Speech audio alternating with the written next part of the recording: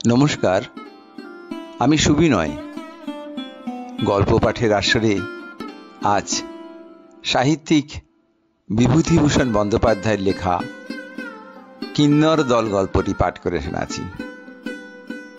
কিন্নর দল গল্পটিকে অবলম্বন করে প্রখ্যাত চিত্র পরিচালক তরুণ মজুমদার আলো সিনেমাটা তৈরি করেছিলেন।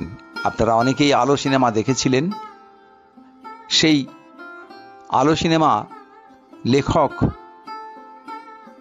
বিভূতিভূষণ বন্দ্যোপাধ্যায়ের, তার গল্পটার নাম ছিল কিন্নর দল। সেই কিন্নর দল গল্পটি আমি এখন পাঠ করে শোনাচ্ছি।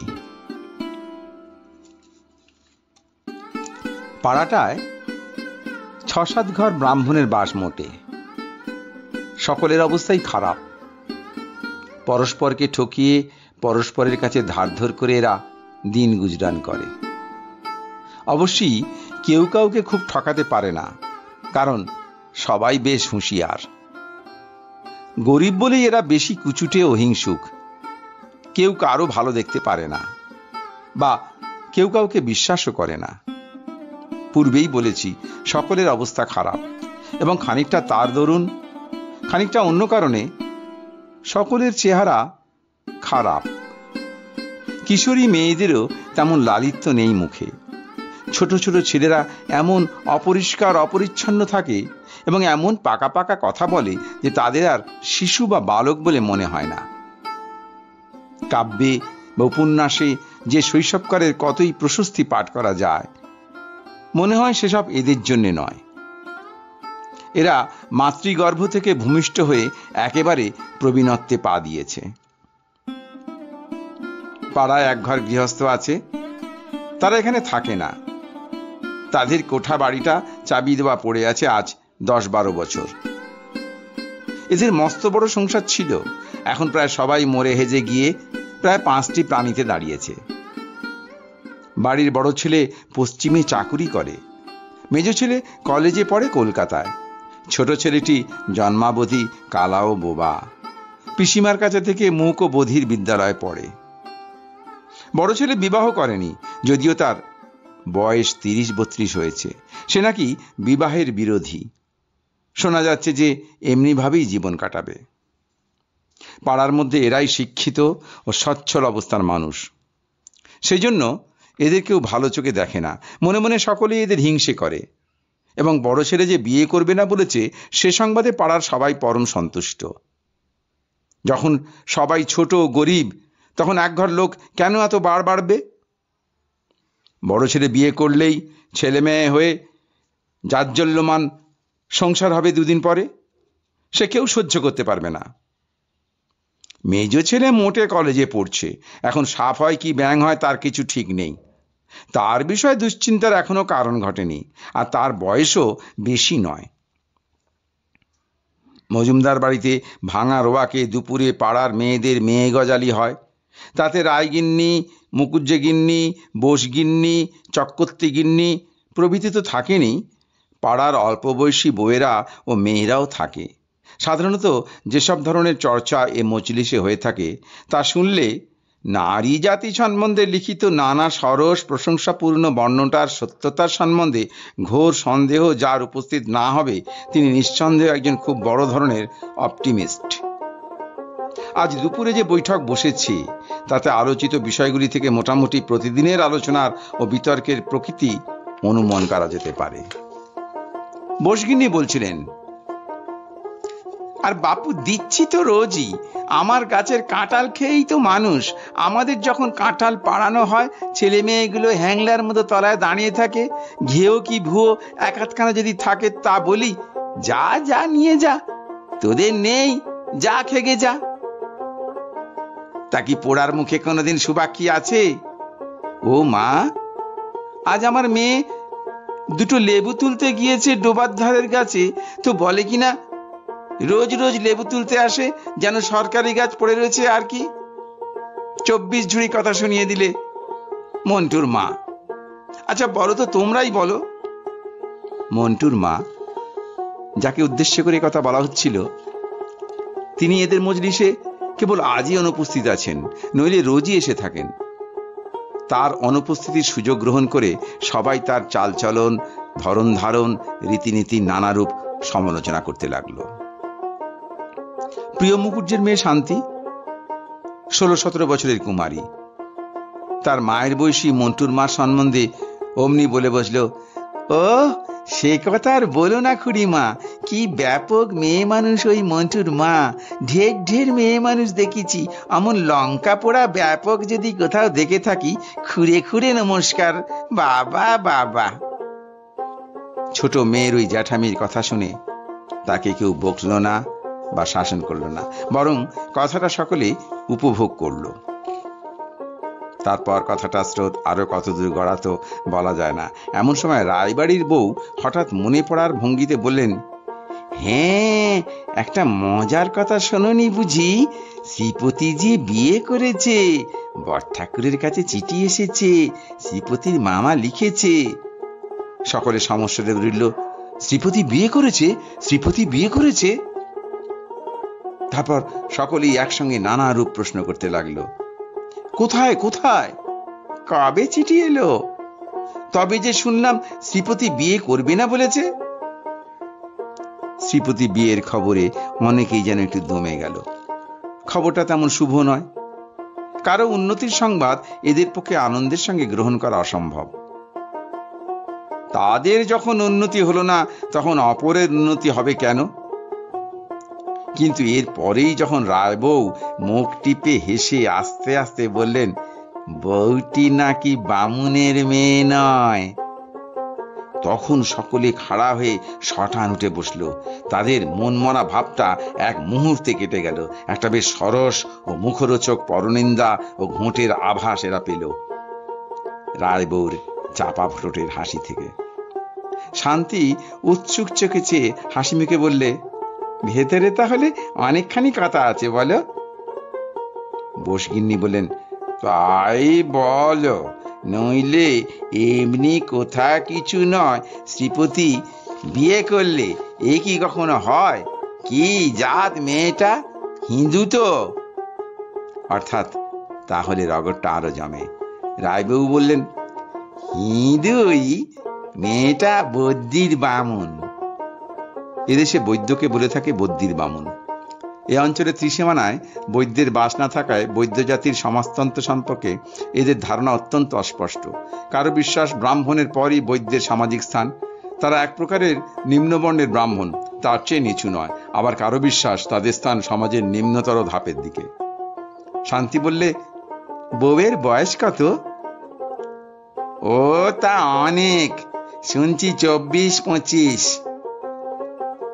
সকলে সমস্বরে আবার একটা বিস্ময়ের রোল তুলে, 24-25 বছর পর্যন্ত মেয়ে আইবুড়ো থাকে ঘরে? এ আবার কোথাকার ছোট জাত? রাম, ছি ছি। শান্তির মা বললেন, তাহলে আর মেয়ে নয়, মাগি বলো, পাঁড় শশা। বাপ মা বুঝি ঘরে বীজ রেখেছিল? কে একজন মুখ টিপে হেসে বললেন, বিধবা না তো? চক্রবর্তী গিন্নি বললেন, আগের পক্ষে ছেলে মেয়ে কিছু আছে নাকি মাগির? এ কথায় শান্তি আগে মুখে আঁচল দিয়ে খিলখিল করে হেসে উঠল। তারপর বাকি সকলে তার সঙ্গে যোগ দিলে, হ্যাঁ, এটা একটা নতুন ও ভারী মজার খবর বটে। মেয়ে গজালির কিছুদিনের মতো খোরাক সংগ্রহ হলো। আম চুরি, কাঁঠাল চুরির গল্প একটু এক ঘরে হয়ে পড়েছিল। ঠিক পরের দিনই এক অপ্রত্যাশিত ব্যাপার ঘটল। শ্রীপতির মেজ ভাই উমাপতি গাঁয়ে এসে বাড়ির চাবি খুলে লোক লাগিয়ে ঘরদোর পরিষ্কার করতে লাগলো। তার দাদা বৌদিকে নিয়ে শিগগির আসবে এবং কিছুদিন নাকি গাঁয়েই বাস করবে। বৌদিদি পাড়াগা কখনো দেখেননি, গ্রামে আসবার তার খুব আগ্রহ। তার দাদাও কলকাতায় বদলি হবার চেষ্টা করছে। মেয়ে মজলিসে তো সবাই অবাক। শ্রীপতি কোন মুখে অজাতের বউ নিয়ে গাঁয়ে এসে উঠবে? মানুষের একটা লজ্জা শরম তো থাকে, করেই ফেলেছিস না হয় একটা অকাজ। এসব কি খ্রিস্টানি কাণ্ড কারখানা? কালে কালে হলো কি? আর সে ধিঙ্গি মাগিটারই বা কি ভরসা যে ব্রাহ্মণদের মধ্যে ব্রাহ্মণ পড়ায় বিয়ের বউ সেজে সে কোন সাহসী বা আসবে? শ্রীপতি অবশ্য বউ নিয়ে পৈতৃক বাড়িতে আসার বিষয় এদের মত জিজ্ঞাসা করেননি। একদিন একখানা নৌকা এসে গ্রামের ঘাটে দুপুরের সময় লাগলো এবং নৌকা থেকে নামলো শ্রীপতি, তার নববিবাহিতা বধূ, একটি ছোকরা চাকর ও দুটি ট্রাঙ্ক ও একটা বড় বিছানার মোট, একটা ঝুড়ি বোঝাই টুকিটাকি জিনিস। ঘাটে দু একজন যারা অতবেলা স্নান করছিল তারা তখনই পাড়ার মধ্যে গিয়ে খবরটা সবাইকে বললে। তখন কিন্তু কেউ এলো না। অত বেলায় এখন শ্রীপতিদের বাড়ি গেলে তাদের তো খেতে বলতে হয়।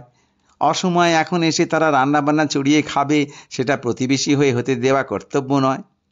কিন্তু সে ঝঞ্ঝাট ঘাড়ে করবার চেয়ে এখন না যাওয়াই বুদ্ধির কাজ। কিন্তু রাসু চক্রবর্তী আর প্রিয় মুকুজ্জের বাড়ির মেয়েরা অত সহজে রেহাই পেলেন না।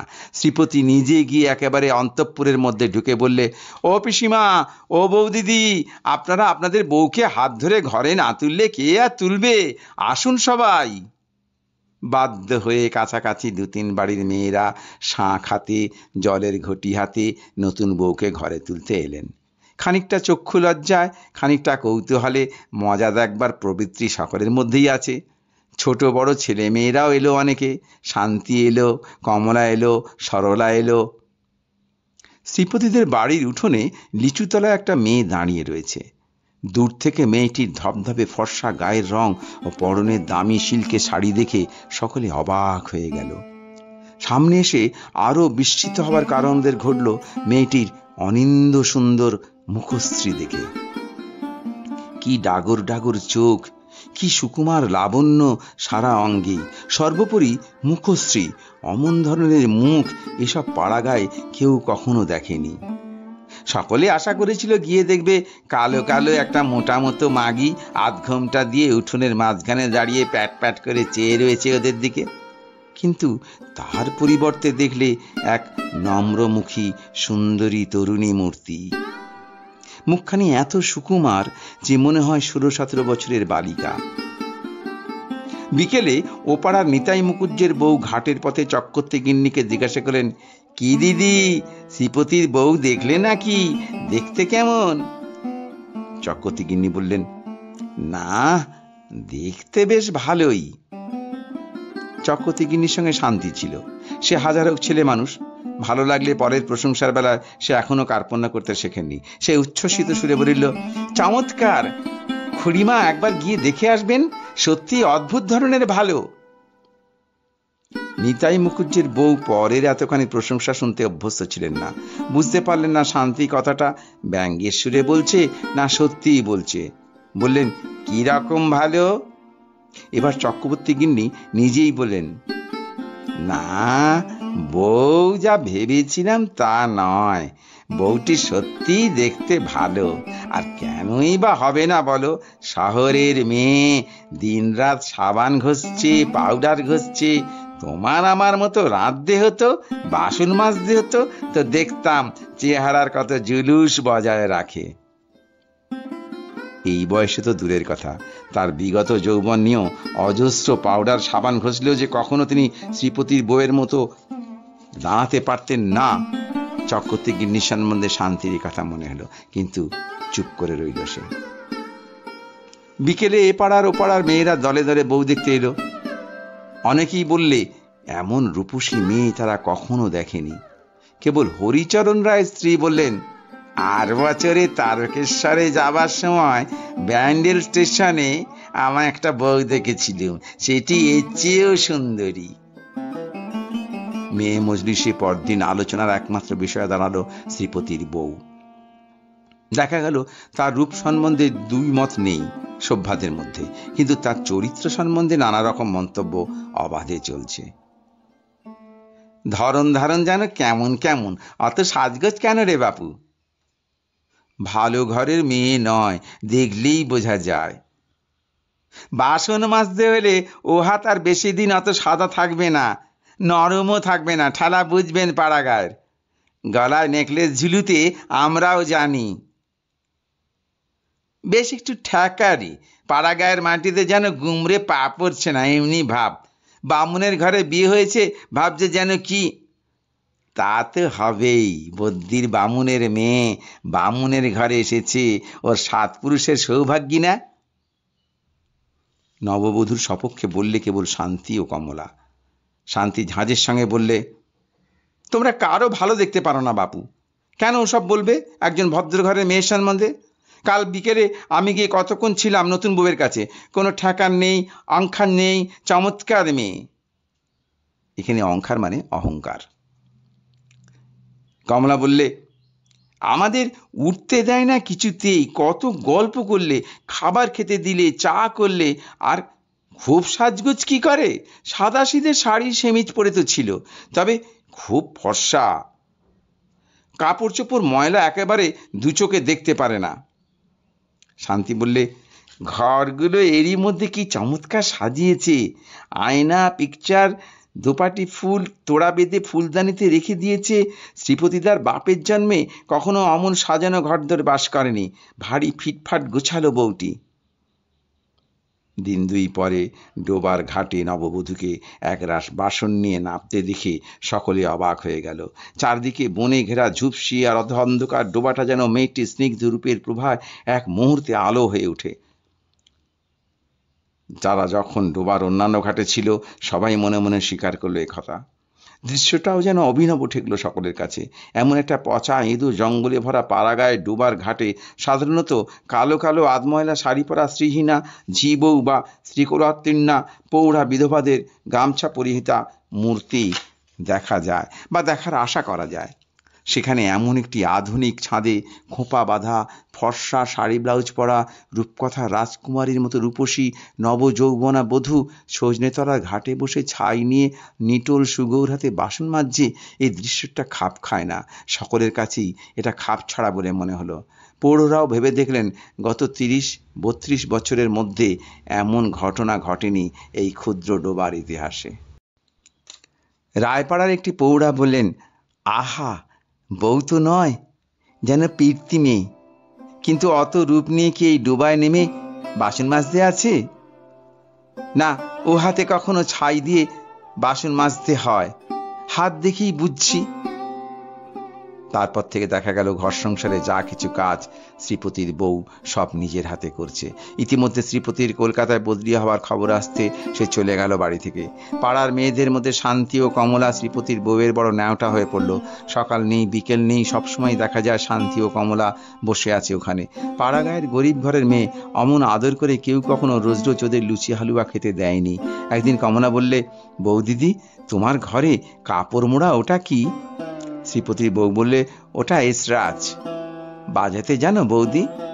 একটুখানি অমনি জানি ভাই, কিন্তু একদিন ওকে বার পর্যন্ত করিনি। কেন জানো?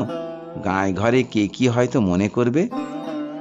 শান্তি বললে, নিজের বাড়ি বসে বাজাবে, কে কি মনে করবে?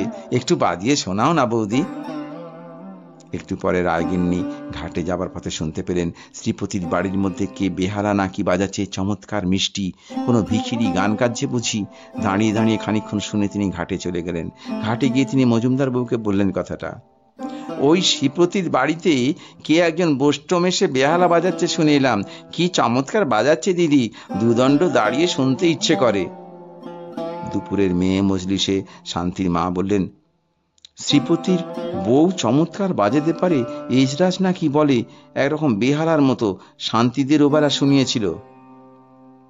রায়বউ বললেন, ও তাই, ওবেলা নাইতে যাবার সময় শুনলাম বটে, সে যে ভারী চমৎকার বাজনা গো। আমি বলি বুঝি কোনো ফকির বৈষ্ণব ভিক্ষে করতে এসে বাজাচ্ছে। এমন সময় শান্তি আসতেই তার মা বললেন, ওই জিজ্ঞাসা করো না শান্তিকে।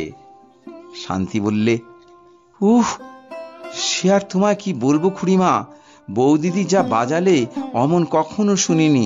শুনবে তোমরা? তাহলে এখন বলি বাজাতে, বললেই বাজাবে। শান্তি শ্রীপতিদের বাড়ি চলে যাবার অল্প পরেই শোনা গেল শ্রীপতির বউয়ের এসরাজ বাজনা। অনেকক্ষণ কারো মুখে কথা কইল না। চক্রবর্তীগিনী বললেন, আহা, বড় চমৎকার বাজায় গো। সকলেই স্বীকার করলে শ্রীপতির বউকে আগে যা ভাবা গিয়েছিল সেরকম নয় মেয়েটি। এজরাজ বাজনার মধ্যে দিয়ে পাড়ার সকলের সঙ্গে শ্রীপতির বউয়ের সহজভাবে আলাপ পরিচয় জমে উঠল। দুপুরে সন্ধ্যায় প্রায় সবাই যায় শ্রীপতিদের বাড়ি বাজনা শুনতে। তারপর গান শুনল সবাই। একদিন পূর্ণিমার রাত্রে জ্যোৎস্না ভরা ভেতরে বাড়ির রোয়াকে বসে বউ এসরাজ বাজাচ্ছিল। পাড়ার সব মেয়ে এসে জুটেছে, শ্রীপতি বাড়ি নেই।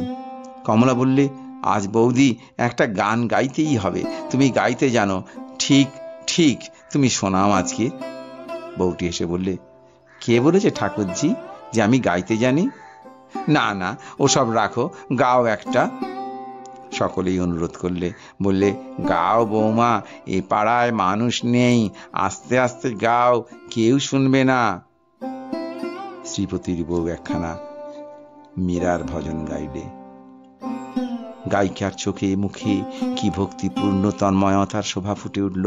গানখানা গাইতে গাইতে শান্তি একটা গন্ধরাজ আর টগরের মালা গেঁথে এনেছিল বৌদিকে পরাবে বলে। গান গাইবার সময় সে আবার সেটা বউয়ের গলায় আলগোছে পরিয়ে দিলে। সেই জ্যোৎস্নায় সাদা সুগন্ধি ফুলের মালা গলায় রূপসী বউয়ের মুখে ভজন শুনতে শুনতে মন্টুর মার মনে হলো এই মেয়েটি যেন সেই মীরাবাই, অনেক কাল পরে পৃথিবীতে আবার নেমে এসেছে, আবার সবাইকে ভক্তির গান গাইয়ে শোনাচ্ছে। মন্টুর মা একটু বাইরের খবর রাখতেন। যাত্রায় একবার মীরাবাই পালা দেখেছিলেন তার বাপের বাড়ির দেশে। তারপর আর একখানা হিন্দি গান গাইলে বউ। এরা অবশ্যই কিছু বুঝলেন না, তবে তন্ময় হয়ে শুনলেন বটে। তারপর একখানা বেহাগ বাংলা গান। এবার সকলে শুয়ে পড়ল। শান্তির চোখ দিয়ে জল পড়তে লাগলো। অনেকে দেখলে বউয়েরও চোখ দিয়ে জল পড়ছে গান গাইতে গাইতে। রূপসী গায়িকা একেবারে যেন বাহ্যক জ্ঞান ভুলে গিয়েছে গানে তন্ময় হয়ে। সেদিন থেকেই সকলে শ্রীপতির বউকে অন্য চোখে দেখতে লাগলো। ওর সম্বন্ধে ক্রমে উচ্চ ধারণা করতে সকলে বাধ্য হলো। আরো নানা ঘটনায় পাড়া গাঁয়ে সকলেই বেশ হুঁশিয়ার। একথা আগেই বলেছি। ধার দিয়ে সে যদি এক খোঁচি চাল কি দুপালা তেলও হয়, তার জন্য 10 বার তাগাদা করতে এদের বাধে না। কিন্তু দেখা গেল শ্রীপতির বউ সম্পূর্ণ দিলদরিয়া মেজাজের মেয়ে। দেবার বেলা সে কখনো না বলে কাউকে ফেরায় না, যদি জিনিসটা তার কাছে থাকে। একেবারে সে মুক্ত হস্ত সে বিষয়। কিন্তু আদায় করতে জানে না, তাগাদা করতে জানে না। মুখে তার রাগ নেই, হাসি মুখ ছাড়া তার কেউ কখনো দেখেনি।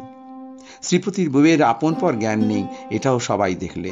পাশের বাড়িতে চক্রবর্তী গিন্নি বিধবা। একাদশীর দিন দুপুরে তিনি নিজের ঘরে মাদুর পেতে শুয়ে আছেন। শ্রীপতির বউ একবারে তেল নিয়ে এসে তার গায়ে মালিশ করতে বসে গেল, যেন তার নিজের ছেলের বউ। চক্রবর্তী গিন্নি একটু অবাক হলেন প্রথমটা। পাড়া গায়ে এরকম কেউ করে না, নিজের ছেলের বউই করে না, তা অপরের বউ। এসো এসো মা আমার, এসো। থাক থাক, তেল মালিশ আবার কেন মা? তোমায় ওসব করতে হবে না। পাগলি মেয়ে, দেখো দেখি কারবার। এই পাগলি মেয়েটি কিন্তু শুনলে না। সে জোর করেই বসে গেল তেল মালিশ করতে। মাথার চুল এসে অগোছালো ভাবে উড়ে পড়ছে মুখে। অতিরিক্ত গরমে ও শ্রমে কিছু কিছু ঘাম দেখা দিয়েছে। চক্রবর্তী গিন্নি সুন্দর মেয়েটির মুখ থেকে চোখ যেন অন্যদিকে ফেরাতেই পারলেন না। বড় স্নেহ হলো এই আপন পর জ্ঞান হারা মেয়েটার উপর। ইতিমধ্যে কমলার বিয়ে হয়ে গেল। শ্বশুর বাড়ি যাবার সময় সে শ্রীপতির বউয়ের গলা জড়িয়ে ধরে কেঁদে বললে, বউ দিদি, তোমায় কি করে ছেড়ে থাকবো ভাই? মাকে ছেড়ে যেতে কষ্ট যত না হচ্ছে, তত হচ্ছে তোমায় ছেড়ে যেতে। এই এক ব্যাপার থেকেই বোঝা যাবে শ্রীপতির বউ এই অল্প কয়েক মাসের মধ্যে গ্রামের তরুণ মনের উপর কি প্রভাব বিস্তার করেছিল। পুজোর সময় এসে গেছে। আশ্বিনের প্রথম শরতের নীল আকাশে অনেক দিন পর সোনালী রোদের মেলা। বনশিমের ফুল ফুটেছে ঝোপে ঝোপে, নদীর চারে কাশফুলের শোভা। পাশের গ্রাম সত্রাজিৎপুরে বাণিজ্যে বাড়ি পুজো হয় প্রতি বছর। এবারও শোনা যাচ্ছে মহানবমীর দিন তাদের বাড়ি আর বছরের মতো যাত্রা হবে কাঁচরাপাড়ার দলের। শ্রীপতির বউ গান পাগলা মেয়ে, এ কথার এতদিনে এ গাঁয়ের সবাই জেনেছে। তার দিন নেই রাত নেই, গান লেগে আছে। দুপুরে রাত্রে রোজ এসরাজ বাজায়। গান সম্বন্ধে কথা সর্বদা তার মুখে। শান্তির এখনো বিয়ে হয়নি, যদিও সে কমলার বয়সী। সে শ্রীপতির বউয়ের কাছে আজকাল দিনরাত লেগে থাকে গান শিখবার জন্য।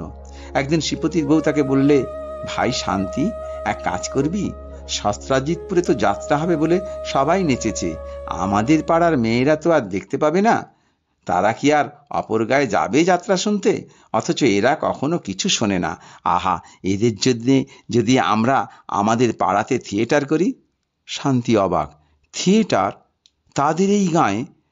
থিয়েটার জিনিসটার নাম শুনেছে বটে, কিন্তু কখনো দেখেনি। বললে, কি করে করবে বৌদি?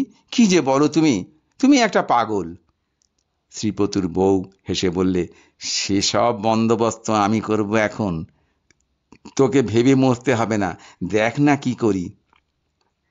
সপ্তাহখানেক পরে শ্রীপতি যেমন শনিবারের দিন বাড়ি আসে তেমনি এলো, সঙ্গে 3টি বড় মেয়ে ও 2টি ছোট মেয়ে ও 4-5টি ছেলে। বড় মেয়ে 3টির 16-17 এমনি বয়স, সকলেই ভারী সুন্দরী।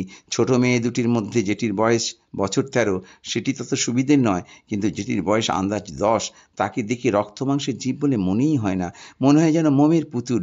ছেলেদের বয়সে 15-র বেশি নয় কারো, সকলেই সুবেশ, পরিষ্কার পরিচ্ছন্ন। শান্তির মা এবং চক্রবর্তী গিন্নি তখন সেইখানে উপস্থিত ছিলেন। শ্রীপতির বউ ওদের দিকে ছুটে গেল, রোয়াক থেকে উঠানে নেমে উচ্ছ্বসিত আনন্দে সুরে বললে, এই যে রমা, পিন্টু, তারা, এই যে শিবু, আয় আয় আয়, সব কেমন আছিস? ও কতদিন দেখিনি তোদের। রমা বলে 16-17 বছরের সুন্দরী মেয়েটি ওর গলা জড়িয়ে ধরলে। সকলেই ওকে প্রণাম করে পায়ের ধরে নিলে। দিদি কেমন আছিস ভাই? একটু রোগা হয়ে গেছিস দিদি, ও কতদিন তোকে দেখিনি। দাদাবাবু যখন বললেন তোর এখানে আসতে হবে, আমরা তো আইরিটোলাতে মিউজিক কম্পিটিশন ছিল, নাম দিয়েছিলাম, ছেড়ে চলে এলাম। মেয়েগুলির মুখ রং ও গড়ন শ্রীপতির বউয়ের মতো। রমা তো একেবারে হুবহুর মতো দেখতে, কেবল যা কিছু বয়সের তফাৎ। জানা গেল মেয়ে 2টির মধ্যে রমা ও তার ছোট সতী, এবং ছেলেদের মধ্যে 12 বছরের ফুটফুটে ছেলে শিবু শ্রীপতির বউয়ের আপন ভাই বোন। বাকি সবাই কেউ খুড়তুতো, কেউ জ্যাঠতুতো ভাই বোন। ক্রমে আরও জানা গেল শ্রীপতির বউ এদের চিঠি লিখিয়ে আনিয়েছে থিয়েটার করার জন্য। পাড়ার সবাই রূপ দেখে অবাক। এসব পাড়াগায় অমন চেহারার ছেলে মেয়ে কেউ কল্পনাই করতে পারে না। 10 বছরের সেই ছেলেটার নাম পিন্টু। সে শান্তির নাওটা হয়ে গেল। সে আবার সাঁতার দেবার নীল রঙের পোশাক এনেছে, সিক্ত নীল পোশাক, সুগৌর দেহ।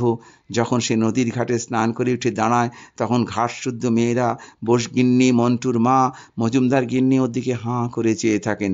রূপ আছে বটে ছেলেটির।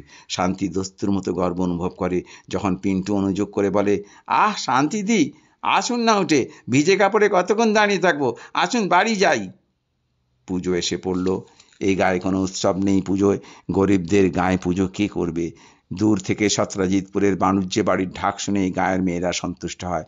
ভিন গায়ে গিয়ে মেয়েদের পুজো দেখবার রীতি না থাকায় অনেকে 10, 15 কি 20 বছরের দুর্গা প্রতিমা পর্যন্ত দেখেনি। মেয়েদের জীবনে কোনো উৎসব আমোদ নেই এই গায়ে। শ্রীপতির বউ তাই একদিন শান্তিকে বলেছিল, সত্যি কি করে যে তোরা থাকিস ঠাকুরজি, একটু গান নেই, বাজনা নেই, বই পড়া নেই, মানুষে যে কেমন করে থাকে এমন করে। বোধ হয় সেই জন্যই এত উৎসাহের সঙ্গেও লেগেছিল থিয়েটারের ব্যাপারে। শ্রীপতিদের বাড়ির লম্বা বারান্দায় একধারে তক্তপোষ পেতে দড়ি টাঙিয়ে হলদে শাড়ি ঝুলিয়ে স্টেজ করা হয়েছে। শ্রীপতির বউ ভাই বোনদের নিয়ে সকাল থেকে খাটছে। শান্তি বললে, তুমি এত জানলে কি করে বৌদি? রমা বললে, তুমি জানো না দিদিকে শান্তিদি, দিদি অল বেঙ্গল মিউজিক কম্পিটিশনে। শ্রীপতির বউ ধমক দিয়ে বোনকে থামিয়ে দিয়ে বললে, নে নে নে, যা, অনেক কাজ বাকি, এখন তোর অত বক্তৃতা করতে হবে না দাঁড়িয়ে। রমা না থেমে বললে, আর খুব ভালো পাঠ করার জন্য সোনার মেডেল পেয়েছে। যতবার পয়লা বৈশাখের দিন আমাদের বাড়িতে থিয়েটার হয়, দিদিই তো তার পান্ডা। জানো আমাদের কি নাম দিয়েছেন জ্যাঠামশাই? শ্রীপতির বউ বললে, আবার?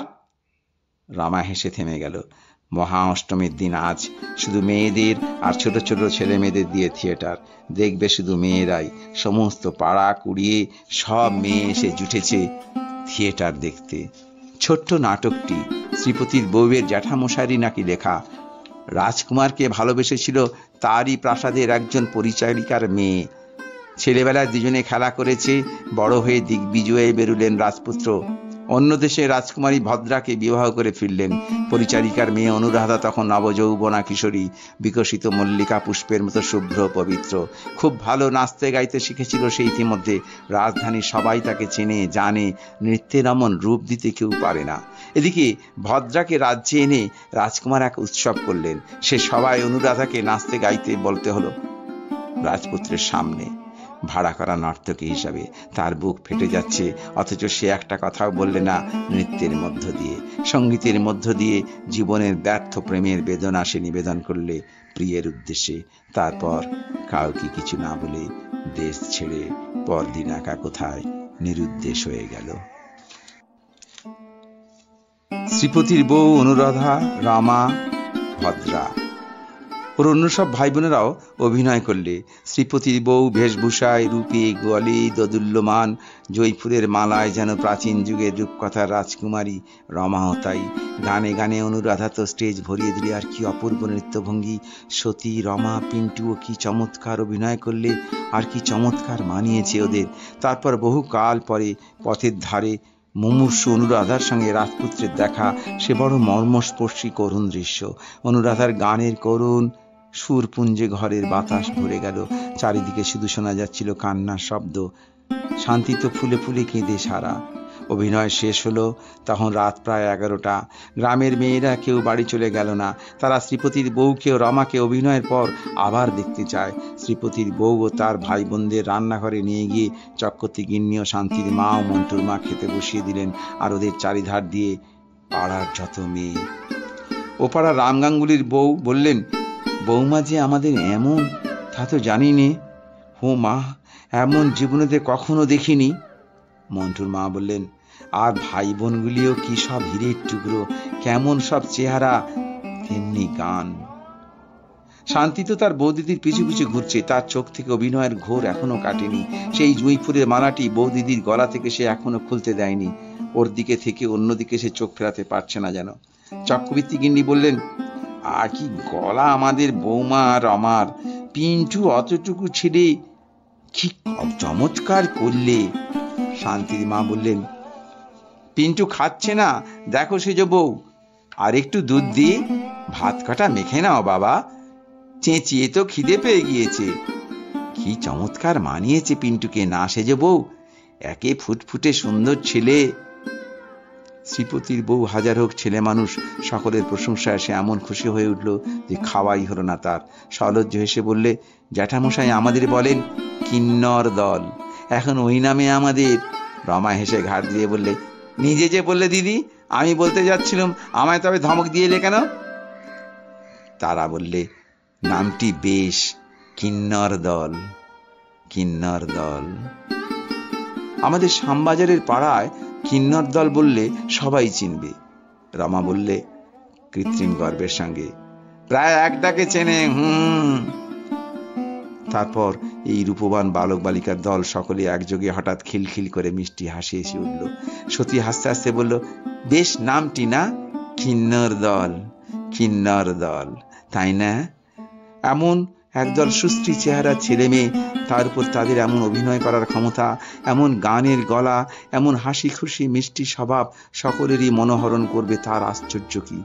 মন্টুর মা ভাবলেন, কিন্নর দলই বটে। ওদের খেতে খেতে হাসি গল্প করতে মহা অষ্টমী নিশি প্রায় ভোর হয়ে এলো। শ্রীপতির বউ বললে, আসুন, বাকি রাতটুকু আর সব বাড়ি যাবেন কেন, গল্প করে কাটানো যাক। শ্রীপতি বাড়ি নেই, সত্রাজিৎপুরে বাণিজ্য বাড়ির নিমন্ত্রণে গিয়েছে। আজ রাত্রে যাত্রা দেখে সকালে ফিরবে, সেই জন্য সকলে বললে, তা ভালো, কিন্তু বৌমা তোমাকে গান গাইতে হবে। শান্তি বললে, বৌদি, অনুরাধার সেই গানটা গাও আর একবার, আহা, চোখে জল রাখা যায় না শুনলে। শ্রীপতির বউ গাইলে, রমা এসরাজ বাজালে, তারপর রমা ও তারা একসঙ্গে গাইলে। একটি মাত্র তেড়ো পাখি বাঁশ গাছের মগডালে কোথায় ডাকতে আরম্ভ করেছে। রাত ফর্সা হলো। সেই মহা অষ্টমীর রাত্রি থেকেই গ্রামের সবাই জানলো শ্রীপতির বউ কি ধরনের মেয়ে। কেবল তারা জানলে না যে শ্রীপতির বউ প্রতিভাশালিনী গায়িকা, সত্যিকারের আর্টিস্ট। সে ভালোবেসে শ্রীপতিকে বিয়ে করে এই পাড়াগায়ের বনবাস মাথায় করে নিয়ে নিজের উচ্চাকাঙ্ক্ষা ছেড়েছে। যশের আশা, অর্থের আশা, আর্টের চর্চা পর্যন্ত ত্যাগ করেছে। তবু গানের ঝোঁক ওকে ছাড়ে না, ভূতে পাওয়ার মতো পেয়ে বসে। দিন রাত তার ওর মুখে গান লেগেই আছে। তাই আজ মহা অষ্টমীর দিন সেই নেশার টানেই এই অভিনয়ের আয়োজন করেছে। শান্তি কিছুতেই ছাড়তে চায় না ওকে। বলে, তুমি কোথাও যেও না বৌদিদি, আমি মরে যাব, এখানে তিষ্ঠুতে পারবো না। শান্তি আজকাল শ্রীপতি বউয়ের কাছে গান শেখে। গলা মন্দ নয় এবং এদিকে খানিকটা গুণ থাকায় সে এরই মধ্যে বেশ শিখে ফেলেছে। কিছু কিছু বাজাতেও শিখেছে। গান বাজনায় আজকাল তার ভারী উৎসাহ। শ্রীপতির বউ তো গান বাজনা যদি পেয়েছে তার বড় একটা কিছু চায় না। শান্তির সঙ্গীত শৃঙ্খলা নিয়েই সে সবসময় মহাব্যস্ত। অঘ্রাণ মাসের দিকে বউয়ের বাড়ি থেকে চিঠি এলো, রমা কি হয়ে হঠাৎ মারা গেছে। শ্রীপতি কলকাতা থেকে সংবাদটা নিয়ে এলো। শ্রীপতির বউ খুব কান্নাকাটি করলে, পাড়া শুদ্ধ সবাই চোখের জল ফেললে ওকে সান্ত্বনা দিতে এসে। শান্তি সবসময় বৌদির কাছে থাকে আজকাল। তাকে একদিন শ্রীপতির বউ বলল, জানিস শান্তি, আমাদের খিন্নরের দল ভাঙতে শুরু করেছে, রমাকে দিয়ে আরম্ভ হয়েছে। আমার মন যেন বলছে। শান্তির বুকের ভিতরটা ছ্যাঁত খুলল। ধমক দিয়ে বললে, থাক থাক ওসব কথা, কি যে বলো বৌদি। কিন্তু শ্রীপতির বউয়ের কথাই খাটল।